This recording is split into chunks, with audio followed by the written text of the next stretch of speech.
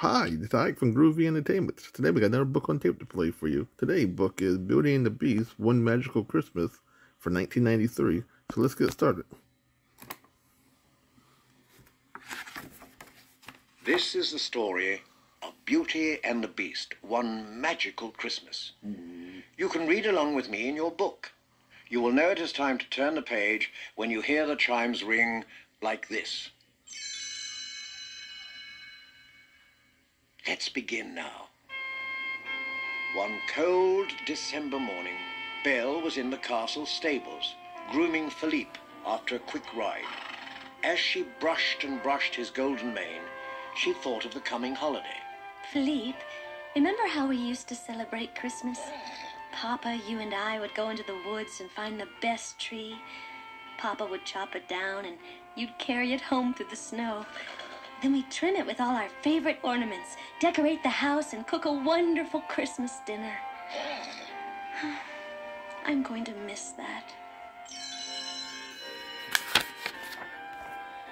This Christmas, Belle was not going to be home with her father in their warm cottage and the cold, dark castle that she shared with the Beast and the enchanted objects didn't have a gaily decorated tree or any signs of celebration. It looked like it was going to be a sad and lonely holiday. Belle tried to stay hopeful. Maybe the servants are planning something. I'll go find out. Belle found Lumiere first. He was dancing with the feather duster on a tabletop. Lumiere, does anyone in the castle celebrate Christmas? The friendly candelabra quickly stopped dancing. Why no, Cherie, the master. He is against it. Oh, Lumiere, it's Christmas. I think we should celebrate. Sacre bleu, but the master's temper. I'm afraid it will never work.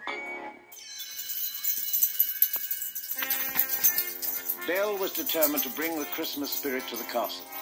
The first thing she wanted to do was bake Christmas cookies and fill the whole castle with wonderful smells.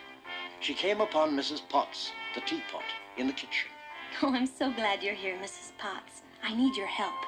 It's time to get ready for Christmas, and there's so much to do. Mrs. Potts was surprised. Oh, my dear, that will never do. The master has forbidden any celebrating, especially at Christmas. Yes, I know. Belle was already looking through the covers.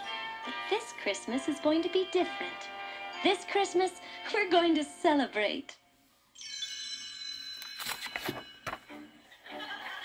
Up in his room, the Beast heard laughter and chatter coming from downstairs. He came out into the hallway and saw Cogsworth, the mantel clock, hurrying by. Cogsworth, what's going on? Cogsworth had heard about Belle's plans, but he didn't want to tell the Beast that Christmas was coming to the castle this year. It appears that the young lady has taken it upon herself to bake something. But it sounds like everyone is in the kitchen with her. Ah, yes, that would seem a bit strange, wouldn't it? But the truth of the matter is, she likes the company, and everyone enjoys her company equally as much. If that will be all, Your Highness, I must be on my way. I'm in charge of decorating, cleaning the mantels. The Beast could tell something was going on. I wonder. The Beast crept down the stairs and followed the sounds of laughter to the kitchen. There was Belle, working with the servants. The stove had 2 steaming hot pies sitting next to his burners and a tray of cookies browning in his oven. Finally, I get to do some real baking around here. The feather duster and Chip the teacup were making merry wreaths out of holly bushes and evergreen branches. Lumiere was trying to tie bright red bows onto the wreaths, but the flames on his candles kept burning the ends of the ribbons. Mrs. Potts dashed madly around trying to help everyone. As the Beast turned to go, he moaned sadly. The servants stopped what they were doing and looked at Belle. She paused only for a moment, then continued rolling out cookie dough. It's all right, everyone. Once the decorations are up and the cookies are baked, He'll come around. Even a beast can have the Christmas spirit. You'll see. The servants hoped Belle was right.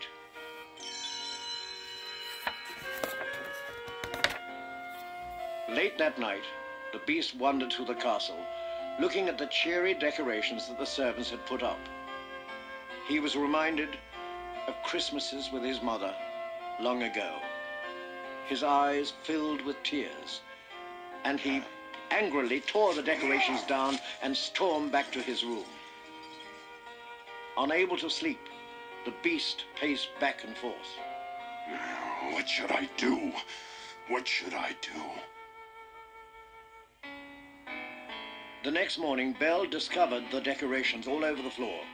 Mrs. Potts was sitting on a tea cart nearby. There, dear. It's a hard time for the master. Well, maybe if I gave him something special, he'd understand that Christmas is a time for sharing. Do you have any ideas? But Mrs. Potts was already on her way back to the kitchen. I'm sure that whatever you give him will be lovely, my dear. Belle sighed. Maybe Lumiere will know. Belle found Lumiere hanging mistletoe in the hallway. Lumiere, what could I give Beast for Christmas? Let me think. Perhaps a handsome new tie would be nice. Oh, that's a good idea. Thank you. Belle didn't want to seem rude, but she was thinking more of something that would show him the spirit of Christmas. This was going to take a lot more work than she thought. She left to find Cogsworth. Cogsworth was directing the servants as they decorated the library. Cogsworth, can you help me? I'm trying to think of a gift that would show Beast the true meaning of Christmas. The picky mantel clock was delighted to be asked. Well, perhaps a pair of fuzzy slippers or a new robe. Belle smiled politely. Thank you, Cogsworth. That's very helpful. As everyone was getting into the holiday spirit, the beast stayed in his room more and more. Finally, Mrs. Potts paid him a visit. You know, Master, it would be a lovely gesture if you gave Belle a Christmas gift. She's working so hard to cheer up the place, and you. What's the use? I wouldn't know where to begin. Just try, Master.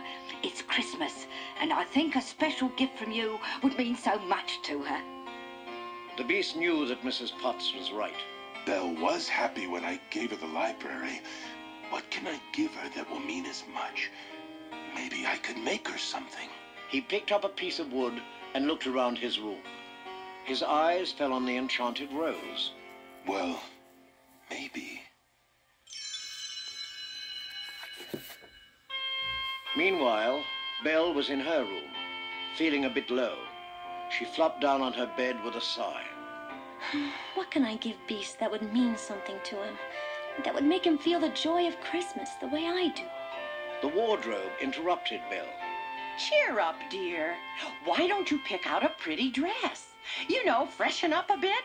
It always helped me when I was feeling blue. Belle looked up at the wardrobe. But I need something for Beast, not for me. When you feel better, you think better. Come on, fling my doors open and take a peek. Belle smiled at the wardrobe. She slowly lifted the latch on the doors and gazed at the clothes inside.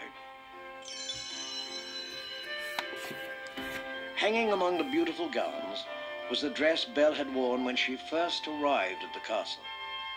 She ran her fingers over the simple cloth and smiled at the wonderful memories it brought. Then she noticed that something heavy was in the pocket. Oh, Papa's gold watch. I'd forgotten that he'd left it here. Suddenly, Belle had an idea. Maybe someone else could use it.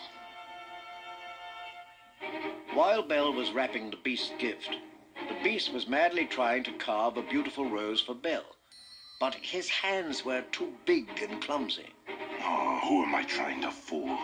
I can't make anything with these huge claws. I'm nothing but a monster to her. The beast threw the chunk of wood across the room. It hit an old dresser that he never used.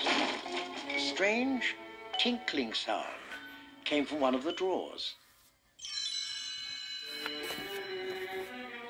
Slowly, the beast got up and walked over to the wobbly dresser.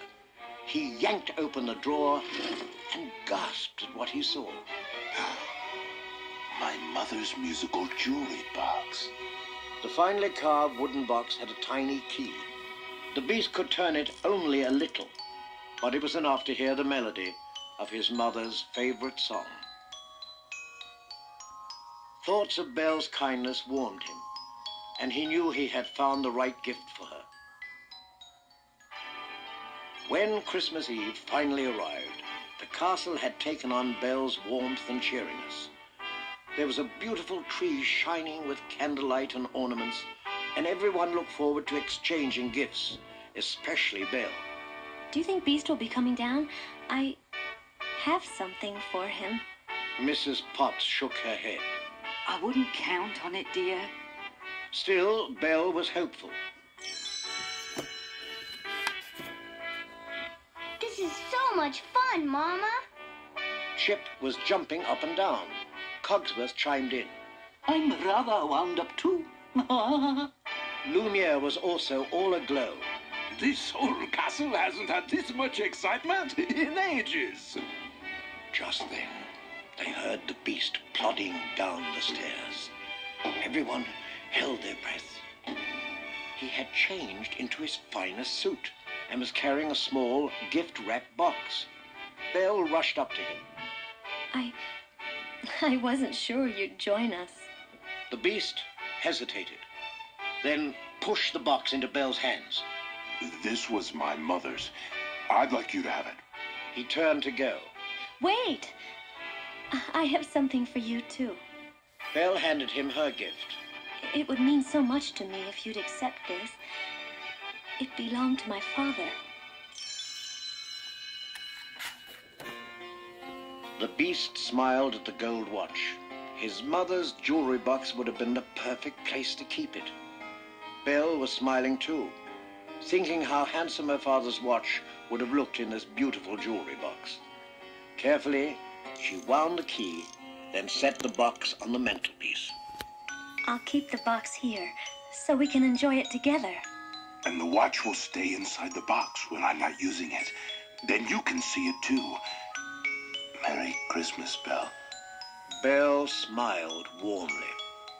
And a very Merry Christmas to you, Beast. That was the end of the story. If you would like to hear it again, turn the tape over.